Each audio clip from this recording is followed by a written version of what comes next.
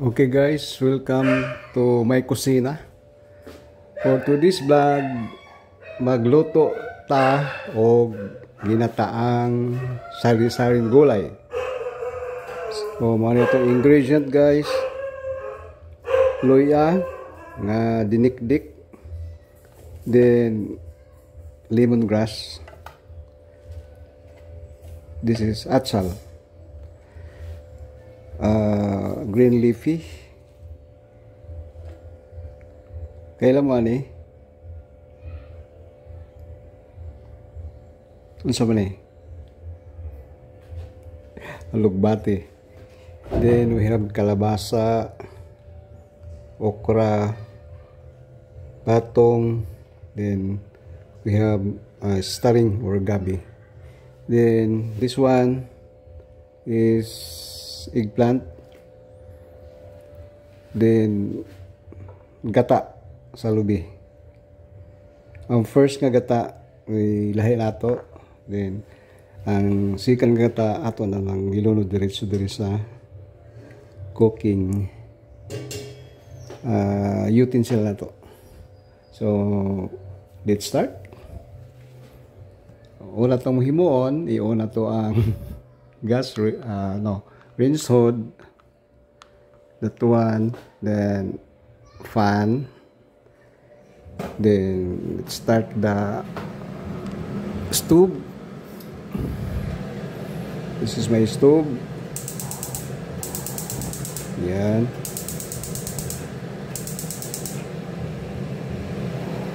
Yan. Okay. Good. So, itong himuon, pabukalo na nato ni siya. Then, ilunod na to ang yung mga lamas or spices. Then, kini, itong luya. Yan. Sabay na to ang lemongrass. Yan. Tinato lang siyang pakuloon. Taod-taod. Ilunod dahil na to ning kalabasa. Unahon na itong lunod itong mga gahi, di ba? Kalabasa, sunod ang batong, kining gabi, kay dugay ni siya maluto. So ato ni unahon, ato lang pick upon. Yan. So the reason guys, ganun ato ning gihumol, no?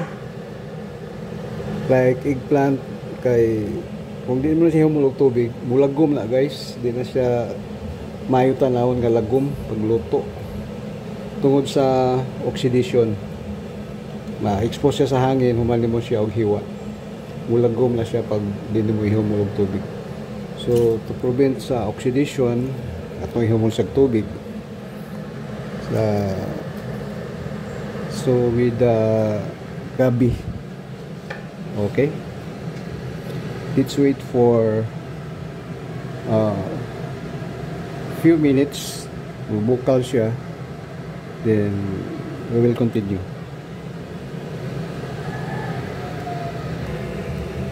Of course, itong mga gahe guys, kalabasa, lunod na nato. Okra, ang alugbati, medyo humuk-humuk na siya, unya na siya. O ang talong. Pagbukal na, sunod ito ang batong. Okay. Ito isang pabukalo, no?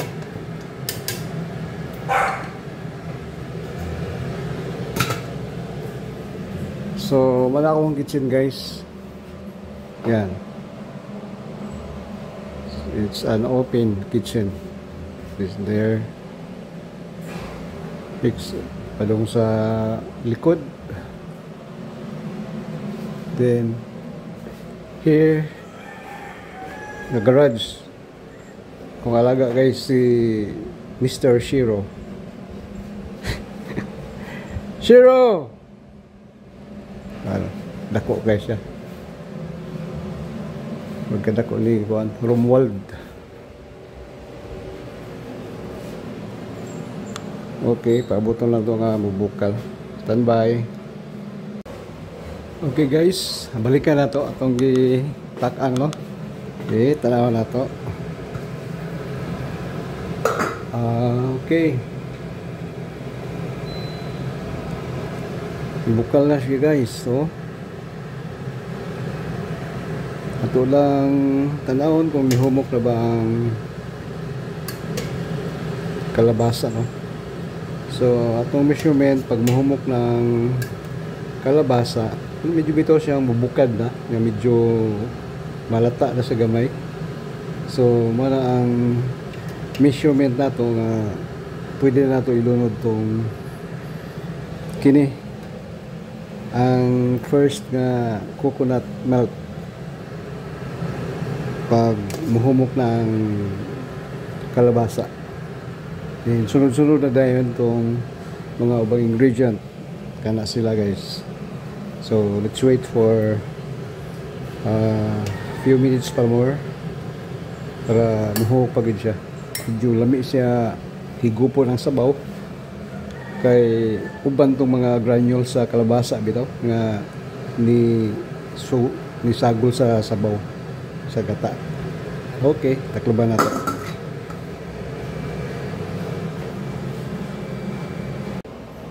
Okay guys, balikan na to. Medyo humok pa siguro karon. Okay.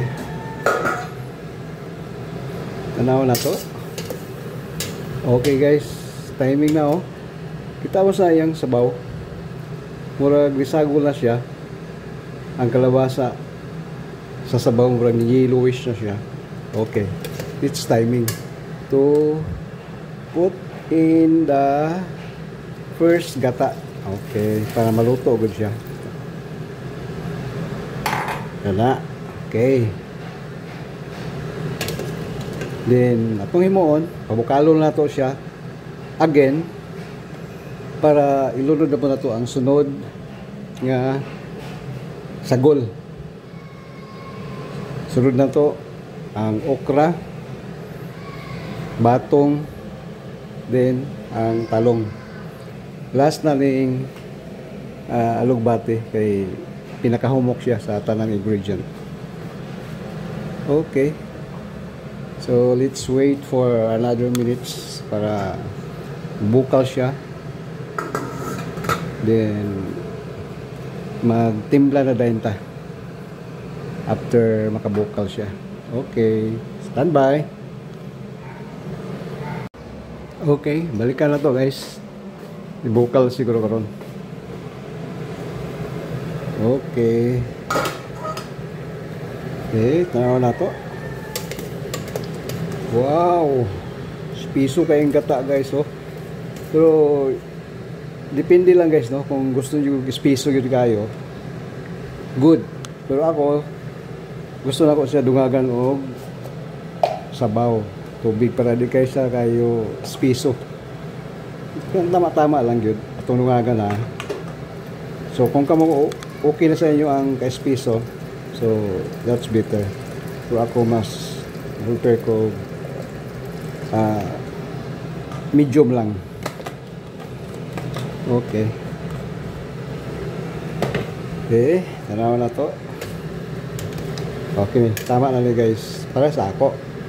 Kung I said, kung sa inyo gusto mo o mas spiso gid kay nga gata. Kay lain-lain man ta og preference. So, now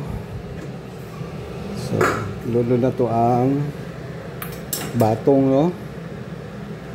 Na guys, batong guys. Ana. Batong.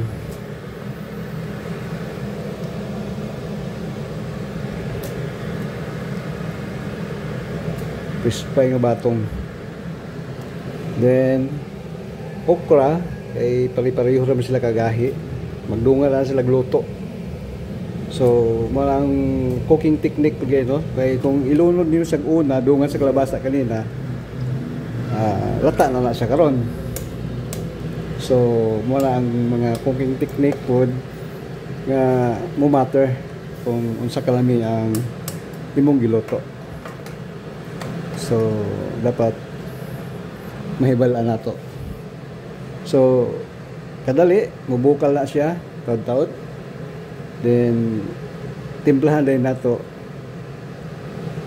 para mo-absorb ang lasa sa mga ingredient. Okay, pahuto na to kadali. Standby. Okay guys, welcome back. May bukal na siya. So sunod to ang talong. Okay, so kita nyo guys, murag presko gyapon siya, wa siya nilagom, no? Kaya ato mas siyang gi humol sa tubig. Human ta to slice. Okay. Lami man sa talong guys, medyo humok na siya. Lami siya nga higupon uban sa sabaw. Wow, okay. So this time pwede na magtimpla, no? So technical ako pagtimpla guys. Sa asin lang gano, imo lang siyang hinahinay lang, dila sa nimo biglaon kay parat na o di nakaka-adjust. So hinahinay lang, then hindi mo sa ilargo og lunod, no? Imo siyang tunahon like that, ginana siya kana. So wala kay scoping ladle para sa sabaw. Tunahon nimo asin kaya aron ma-dissolve siya. Kaya kung imo siyang ilunod diretso ang asin, baka kabaloon sa kadaghan. Pag tunaw adto, late na ning hubalan nga parat di ay. So kana sa technique no na the best. So atong tilawan medyo kulang pa, so add more.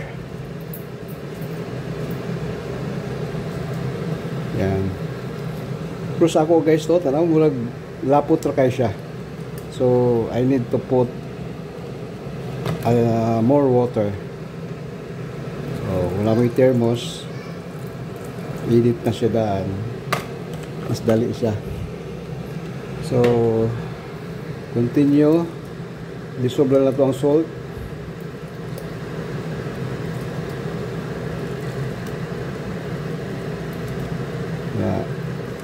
Nahinay lang guys hangtod matunaw, napayasin solid.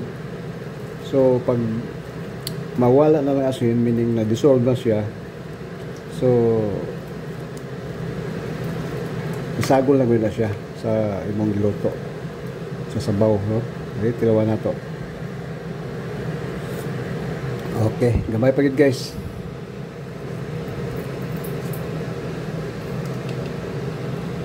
Okay, ana lang guys, no? Tik na ita sa guys.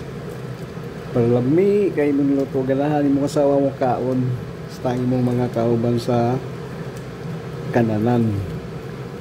Yan. So medyo laut-laut siya guys, oh.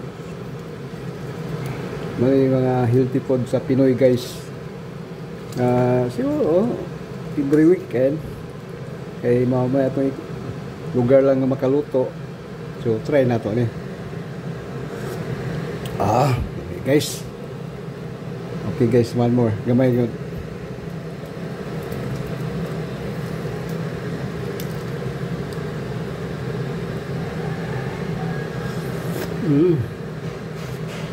Okay. So salt to taste na to guys, no? Tama lang asin. Then lunod na to ang ini guys, kaila may ini at sal. So may pampalami sab siya. Then sunod na to ang kini alugbati para natay dahon. Okay.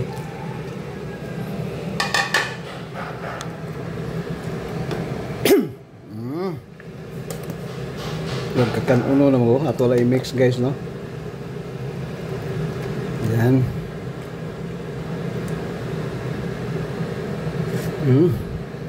Okay guys, tataw na to kadali mga 2 minutes atong balikan. Okay.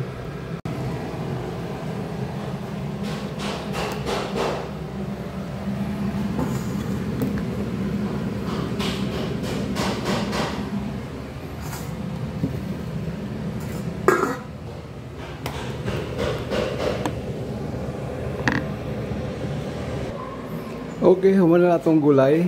Then, murag na kulang na ito guys. Kung ipangita is magluto tag bulad guys. Kaya mo ito yung perfect partner. So, tuluan mo sa pagluto bulad, no? Kasi di mo kabalo. So, let's begin. So, mga siya guys. Oil. Gamay ng oil. Lang paluto lang sa iya kay dali ra makaning bulad ng luto guys, no. And ato lang siyang painiton. So sa kusina guys, gusto ko limpyo ang kusina gyud. So manang mas limpyo, mas layo ka sa sakit. So kay nagluto man ka dapat limpyo. Di ba? Agree or disagree? Okay. I know mo agree ka. So, init na siya guys. Dali na tayo sa init. Di na ito papasa kayo kay medyo masunog ang oil. So, test na to. Pag ready na ba siya? Okay. Oh, tingog na siya guys, no? So, meaning, init na kayo siya ang oil. Ready na mo receive og bulad. Okay. Ito ilulod ng bulad. Oh, kita ka na bulad guys. Oh, yan. Sarap yan. So, ayan guys. Ano paglutong bulad guys.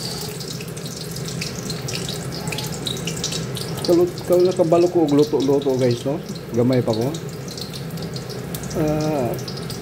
Patabangon ko ni nanay pag gutad o mga panakot.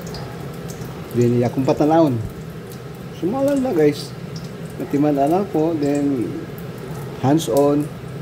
Akong ipatry og luto with supervision niya. So hantod karon maning mga luto ang yun nga ma-miss na ako. Ma-miss na ako si mother. My teacher sa cooking. Alam na guys, no? Sometimes na mga food nga makaon na to, then behind na yung mga istorya. So yung mga istorya kang kinsa ng paborito, kinsa nagtudlo nimo. So ginana guys ang life. Nawala man kita, nawala atong mga kapamilya, atong mother, father, pero ang ilang itudlo na to magpabilin. Then may magamit nimo pag survive later in life. Okay, so medyo sentimental na guys, no? Pero tinuod ba yan guys? Okay, medyo brown na siya guys. Nya murag wa na siya ni tingog, no? Wa na siya mo piti-piti. So meaning luto na siya. Pero kung gusto mo og mas crispy guys, sabi man sad. So imo siyang ibabad pa kadali. Pero sa ako, so it seems nga luto na siya. Kaya wala siya ni tingog, no? Oh. Okay. So after na guys, imong patuo ng oil. Ana. So wala mo lang itong gasol. Luman. Okay. Yeah, guys. So, let's put in the platito. Suka lang katapat ala guys. Solve na. So, off na to ang gas. Gas stove na to. Then ang greens hood. So, provide ko greens hood kay kung magluto ka. Sod sa balay, kung way rinsod, huwag kay exhaust fan. manimaw imong tibuok balay o bulad kung magluto ka. So better nga lamoy yun nani. So okay, for 3 minutes ma-off na guys. So thank you guys sa pag-uban sa akong pagluto. Okay, bye bye.